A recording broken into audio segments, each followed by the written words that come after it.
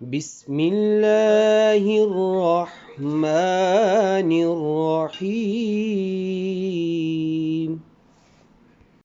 نحمده ونصلي ونسلم على رسوله الكريم وعلى آله الطيبين الطاهرين وعلى أصحابه أجمعين اما بعد فأعوذ بالله من الشیطان الرجیم بسم اللہ الرحمن الرحیم۔ چینل فہم قرآن و حدیث کا سلسلہ فہم حدیث میں خوش آمدید۔ آج ہم بخاری شریف کی ایک حدیث مبارکہ پڑھنے اور سمجھنے کی سعادت حاصل کریں گے۔ دعا ہے رب کریم عمل کی توفیق عطا فرمائے، آمین۔ عن عائشہ رضی اللہ تعالی عنہا زوج النبی صلی اللہ علیہ وآلہ وسلم ان النبی صلی اللہ علیہ وآلہ وسلم كان يعتكف العشر الأواخر من رمضان حتى توفاه اللہ ثم اعتکف ازواجہ من بعدہ۔ حضرت سیدتنا ام المؤمنین سیدہ عائشہ صدیقہ رضی اللہ تعالی عنہا سے مروی ہے، فرماتی ہیں کہ نبی اکرم صلی اللہ علیہ وآلہ وسلم ظاہری دنیا سے رخصت ہونے تک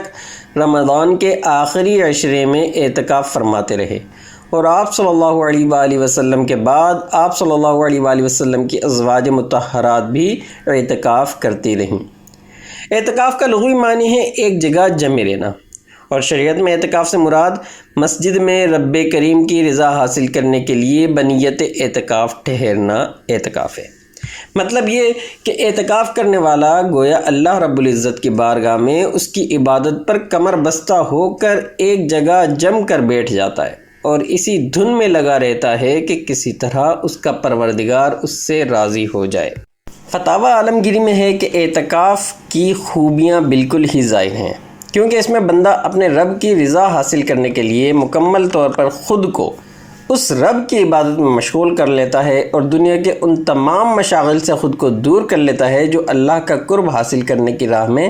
حائل ہوتے ہیں، اور معتکف یعنی اعتکاف کرنے والے کے تمام اوقات حقیقتاً یا حکماً نماز میں ہی گزرتے ہیں۔ وہ اس طرح کہ معتکف یا تو نماز پڑھ رہا ہوگا یا پھر نماز کا انتظار کر رہا ہوگا، اور نماز کا انتظار کرنے والے کو بھی نماز کی طرح ثواب ملتا ہے۔